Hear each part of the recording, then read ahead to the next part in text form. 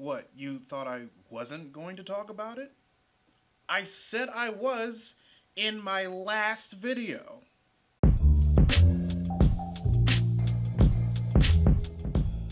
Readers, by the time of the release of this video, Disney Plus will be just over a week old. And since it launched on November 12, 2019, a lot of things started to happen regarding the watch details of its viewership.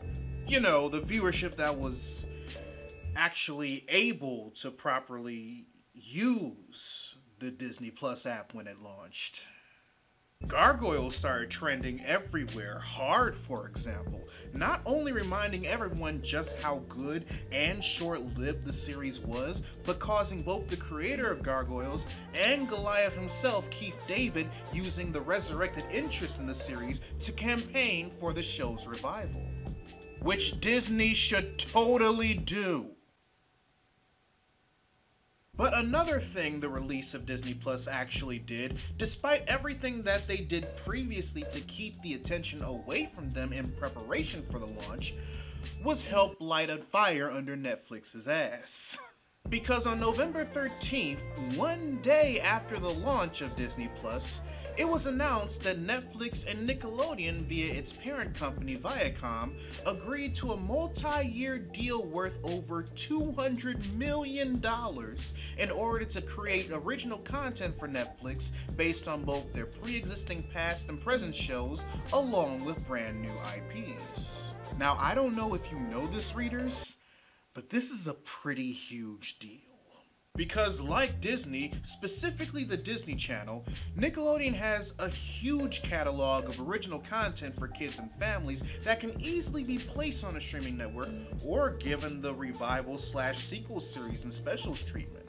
If you haven't seen it yet, I highly recommend the video on the subject made by Andre Meadows, aka Black Nerd Comedy. He gives a lot of good suggestions regarding how Nickelodeon can use Netflix to cater to older generations that grew up on Nick shows and cartoons of the 90s and earlier without damaging their TVY to TVPG/14 branding on cable. Definitely check it out when you have the time.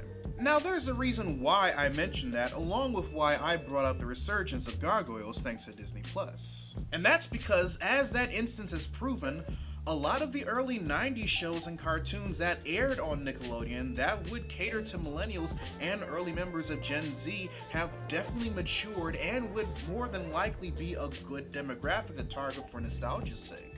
And just like Disney Plus is doing with the Lizzie McGuire sequel series and its High School Musical meta-series, brand new shows with the 90s and early 2000s characters people grew up with that have aged and grown with said watchers could prove to be successful, especially without having to gamble with the possibilities of the IP feeling isolated and out of place with the brand Nickelodeon established for itself on television. The best two examples are actually the two Netflix original movies inspired by the two Nicktoons series responsible for setting this deal into motion: Rocko's Modern Life and Invader Zim. Not only were both of these movies huge hits for fans of the respective shows when they were released, but they've proven that you can take IPs like it, modify it to fit the audience it was initially aimed for as they currently are, and it still be successful without completely shifting the current direction of the actual television network.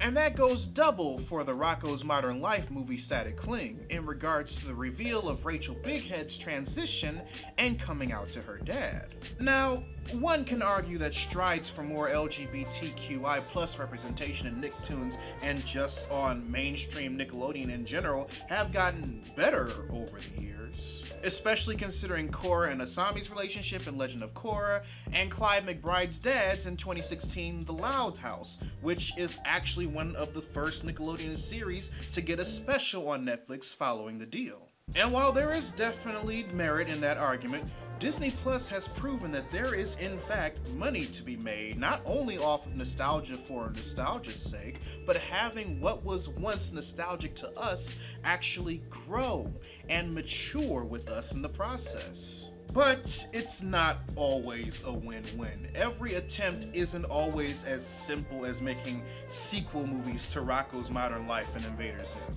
There's always a chance that for every static cling and enter the Florpus, you get an all grown up, which I just want to put out there, I didn't think was that terrible.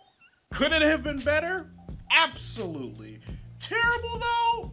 That's a strong word for something Rugrats related, and I say that knowing that the Rugrats / Wild Thornberrys crossover movie was theatrically released.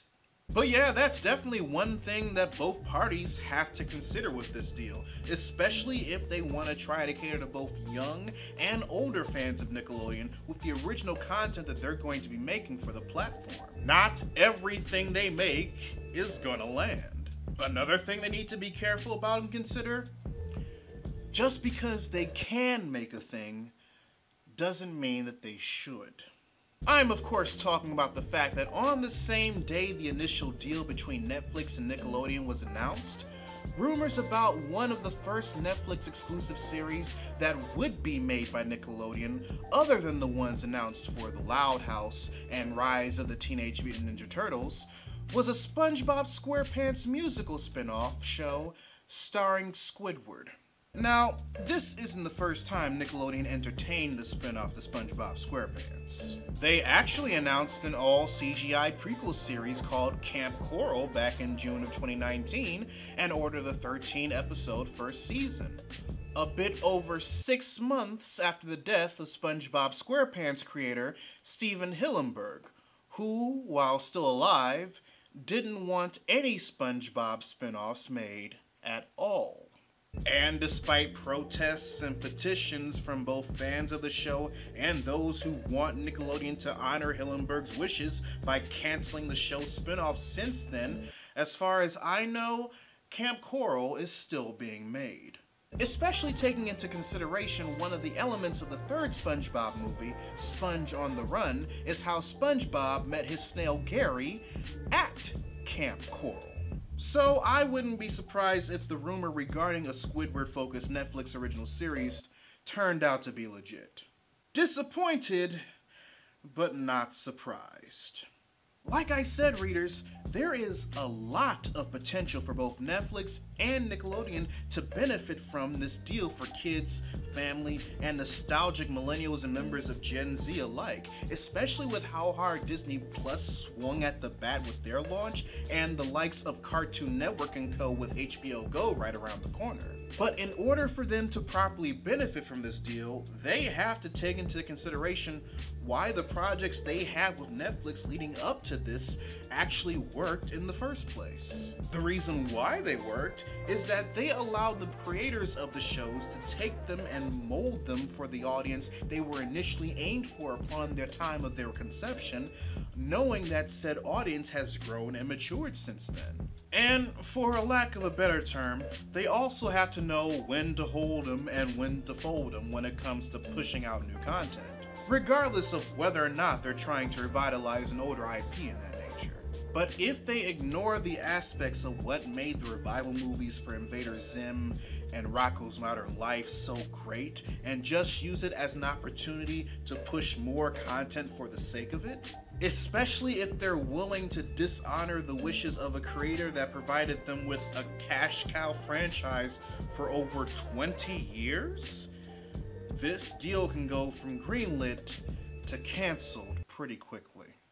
But I digress, readers. Your homework assignment for the day. Write in the comment section below what Nickelodeon show you'd like to see rebooted, revived, or continued as a Netflix original series or movie now that the deal has been made. Or if you feel like sharing with the rest of the class what you think about the possible extent Nickelodeon is making with SpongeBob SquarePants now that his creator no longer has a say in the matter. Either way, I'd love to know your thoughts. If you want to help financially support the channel, you can join my Patreon by clicking the card at the end of the video or in the link in the description down below, where you can also find a link to my merchandise store. Or if you prefer to give a one-time donation, you can find links to my PayPal and my Ko-fi account in the description box as well. Also, make sure you subscribe to the channel and turn on notifications, because I post new videos every Monday, Wednesday, and every other Friday. But until then, this is Redis 101. Class dismissed.